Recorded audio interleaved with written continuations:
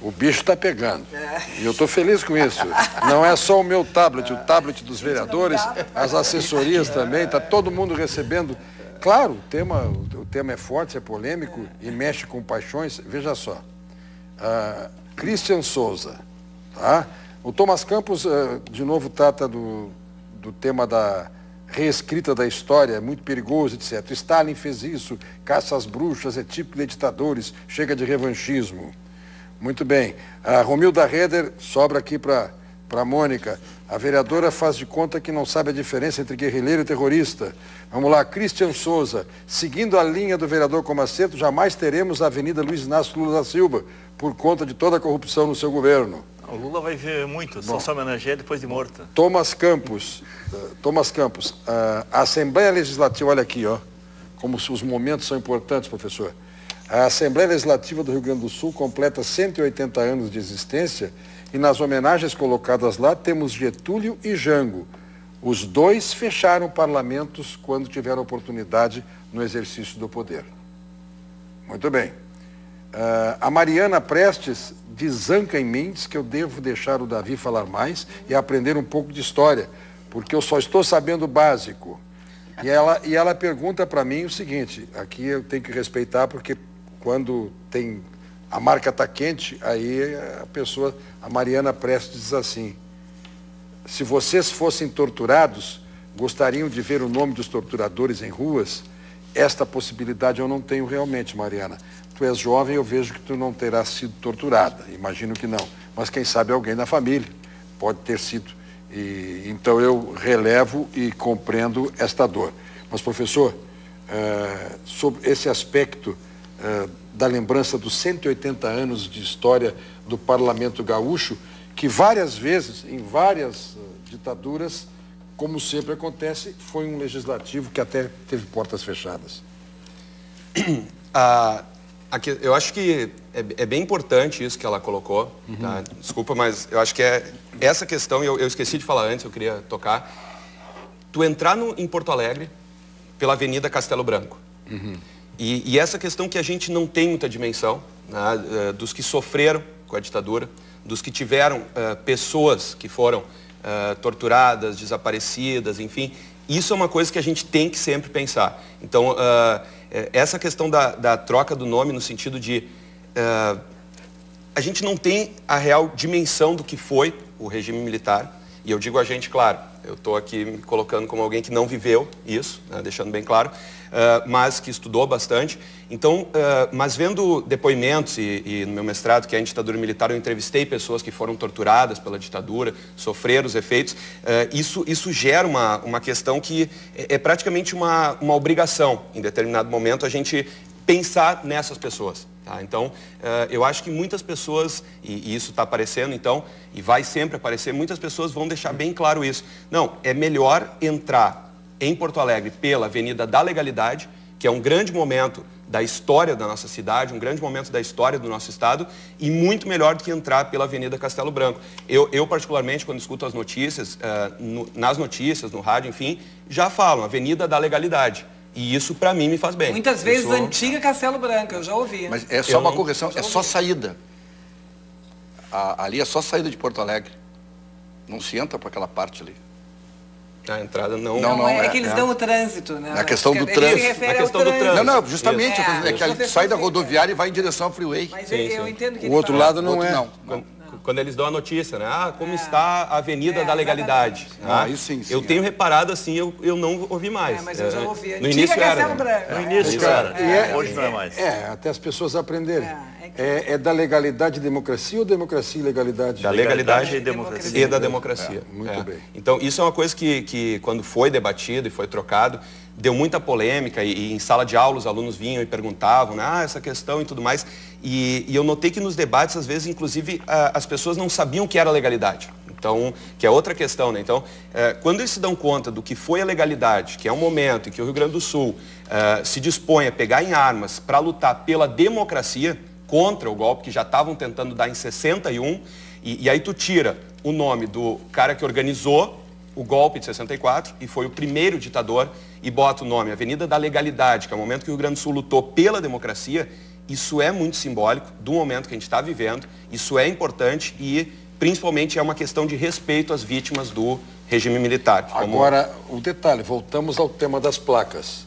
Se não explicar que aquela legalidade que está ali é em alusão ao movimento que o Brizola liderou para dar posse ao presidente João Goulart e cumprir a Constituição, alguém vai pensar que é a legalidade como tema. Legalista. Exatamente, a legalidade, uma avenida que homenageia o direito positivo, o direito escrito, o direito que está posto nas leis.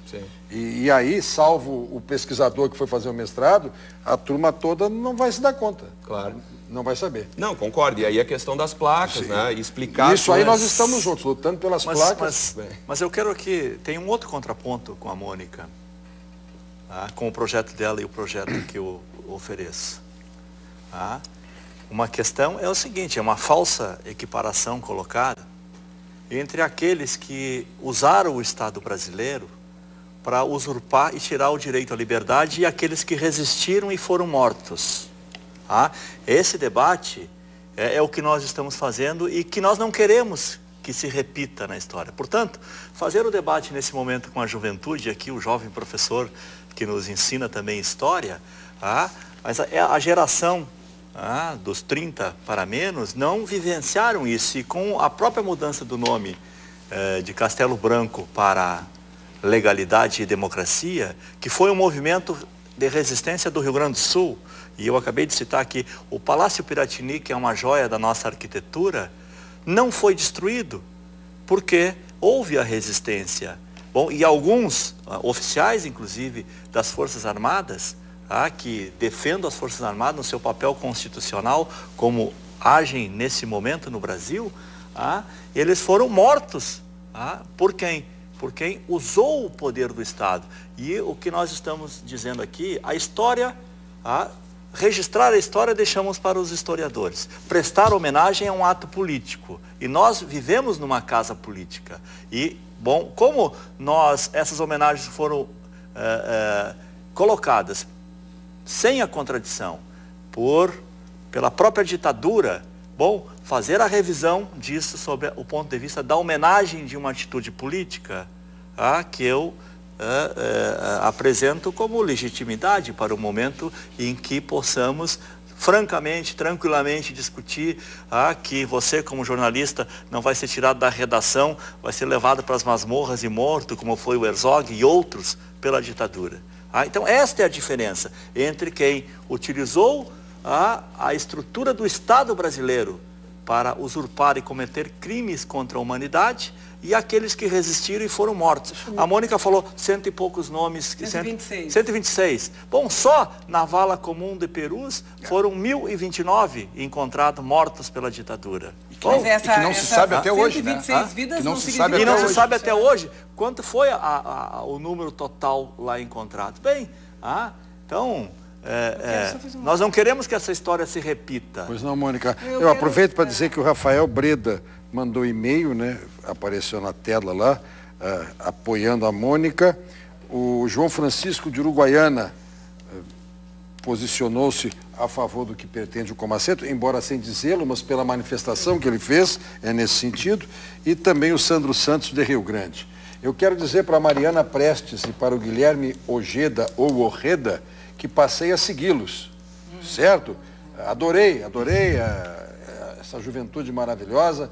A Mariana Prestes, que pede que eu releve o fato de, não sendo torturado, não saber o que dói em quem foi torturado. E o Guilherme Ojeda apresenta-se desta forma, como está no perfil dele. Ele só retuitou e apresenta-se desta forma: garoto sonhador, palhaço e atrapalhado. Guitarrista da banda Remete. Valeu, Guilherme, é nóis. Eu só queria responder uma senhora que fez um questionamento que eu não sei certo o que é a diferença entre terrorista e... Ela fez alguma comparação. Terrorista e torturador. Pois deixa eu lhe dizer, minha senhora... terrorista e guerrilheiro. Talvez a senhora não saiba, e eu faço questão de dizer aqui, que a rua Diógenes Sobrosa de Souza, no bairro Lomba do Pinheiro, esse cidadão aí, ele matou covardemente o tenente Mendes, O Jorge Sobrosio de Souza desferiu golpes na cabeça, esmagando a sua cabeça, de forma vil e covarde, terroristas, fanáticos. Eu sei muito bem. Está aqui, esta rua, ela existe. Esse cidadão, esse assassino, matou o Tenente Mendes. O meu projeto proíbe homenagens a terroristas subversivos. Este é o meu projeto. Mas, se o vereador Comaceto continuar com o seu, eu vou entrar com outro, para retirar nomes desse tipo de terroristas. E o que ela perguntou também? Terroristas? Guerrilheiros. Guerrilheiros. Aqui está um exemplo disso. Bom, e eu vou fazer apologia para derrubar os dois. Ali no Parcão, Eu faço nessa linha uma pergunta ao professor Garcia, para ver se não é esta a sua inspiração. Se nós tivermos, e aqui pode me socorrer o professor, se nós tivermos um momento histórico de plenitude democrática, de visão equidistante dos acontecimentos anteriores, nós não precisaríamos de qualquer lei para proibir isto ou aquilo. Todas as leis que proíbem são complicadas. Nós teríamos uma cultura em que jamais um vereador haveria de propor o nome de João ou de Pedro, fosse ele desta banda ou da outra. Se ele tem marcas de terrorismo, de violência. É tão sábia do ser humano, a evolução, na história bíblica. Judas. Tu encontra nome de Judas, ruas Judas? Não. O São Judas é outro, né? São Judas, aquele é outro. Né? Então, porque isso aí, a sabedoria popular. Agora, o que aconteceu, ele foi contextualizado. Você então, não encontra o nome de Judas, mas encontra o nome de Cristo, que foi morto pelo poder do Estado na época. Essa é a discussão que nós estamos fazendo aqui. E continuam cristãos sendo mortos. A discussão... Mas o que eu quero dizer é o seguinte, é que nós temos a contextualização. Se é tão difícil, se fosse valer a democracia, por exemplo, foi o povo que disse, soltem Barrabás e crucifiquem a Cristo. A nossa discussão Mas que aqui... bom que isso foi revisto depois. Claro, claro. Essa que é a questão. Claro. Ao longo, a história ele vai sendo... termo- Agora, por exemplo, o Tiradentes está sendo revisto agora. Tem gente dizendo que o Tiradentes, tem gente dizendo até que ele não foi enforcado, que foi outro. Não, a Bem, discussão aqui é muito Que apareceu, simples, né? apareceu em Portugal, o senhor conhece a versão? De que alguém, um sósia, foi enforcado no lugar de Tiradentes, do alferes Joaquim José da Silva Foi embora. Xavier. Certo? Agora, no dia 21 de abril, isto foi motivo de reportagem. A releitura que alguém fazia da figura de Tiradentes. E, aliás, que não sei se foi adequado ou inadequado, quantos presos políticos, inclusive a presidente Dilma, sofreram no presídio de Tiradentes, É verdade. lá em São Paulo. Um dos presídios tão marcantes quanto a nossa ilha aqui. Muito bem, vamos ao intervalo e já voltamos.